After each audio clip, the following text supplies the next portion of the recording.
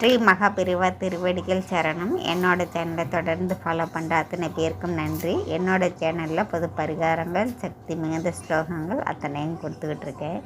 இந்த பதிவில் நாம் பார்க்க போகிறது நாளைய தினம் அட்சய திருதியை.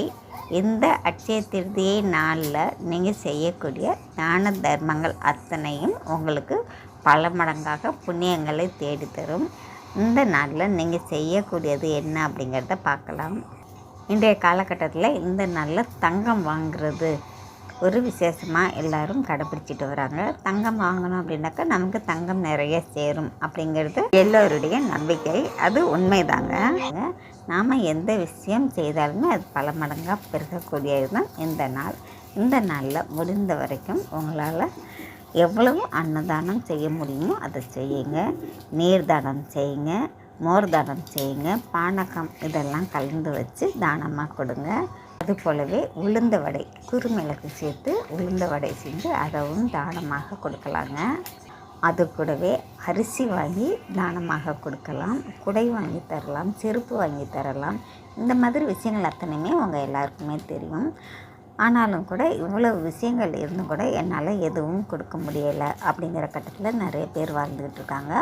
அப்படி இருக்கிறவங்க என்ன செய்கிறீங்கன்னு பார்த்திங்கன்னா, நீங்கள் உங்கள் வீட்டுக்கு பக்கத்தில் இருக்கக்கூடிய பசு மாடு எங்கே இருந்தாலும் சரிங்க, வீதியில் நடந்து போனாலும் சரி, உங்கள் வீட்டுக்கு பக்கத்தில் மாடு வைத்திருக்கிறாங்கல்ல, அந்த மாட்டுக்கு நீங்கள் கோதுமை மாவை எடுத்து அதில் கொஞ்சமாக வெல்லம் கலந்துக்குங்க. கலந்து அதை சப்பாத்தியாக சுட்டு அந்த வெல்லம் கலந்த இனிப்பு சப்பாத்தியை பசுமாட்டுக்கு உணவாக கொடுக்கும்பொழுது உங்களுக்கு அதிகப்படியான பலன் கிடைக்குங்க.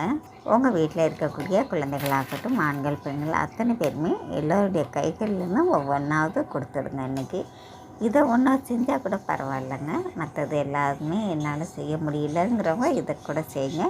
எல்லாமே செய்தும் கூட இதையும் செய்யுங்க. உங்கள் வீட்டு பூஜை அறையில் இன்றைக்கி செய்ய வேண்டிய அற்புதமான வழிபாடு பார்த்திங்கன்னா, விநாயகர் வழிபாடு, குலதெய்வ வழிபாடு, மகாலட்சுமி தாயாருடைய வழிபாடு இன்றைக்கி கண்டிப்பாக செய்யுங்க. இந்த நாளில் என்னால் தங்கம் வாங்க முடியும் அப்படிங்கிறவங்க தங்கம் வாங்குங்க. வாங்க முடியாதவங்க என்ன செய்கிறீங்க அப்படின்னா, நகைக்கடையில் வெள்ளியில் லட்சுமி காயின் கிடைக்குங்க. ஒரு 150 ரூபாய் தான் வரும். அதை வாங்கிட்டு வந்து வச்சு உங்கள் பூஜை அறையில் வச்சு நீங்கள் வழிபடலாம்.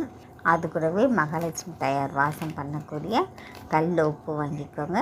வெத்தலை பாக்கு, மஞ்சள், குங்குமம், பச்சை கற்பூரம், ஜாதிக்காய், பசும்பு இந்த மாதிரி முக்கியமான பொருட்கள் அத்தனையும் வாங்கிட்டு வந்து பூஜை அறையில் வைங்க. மல்லிகைப்பூ வாங்கி சாத்துங்க. இந்த மாதிரி நீங்கள் வழிபடும்போது கண்டிப்பாங்க உங்கள் குலதெய்வத்துடைய அனுக்கிரகமும் மகாலட்சுமி தாயாருடைய அனுக்கிரகமும் அத்தனையும் சேரும்.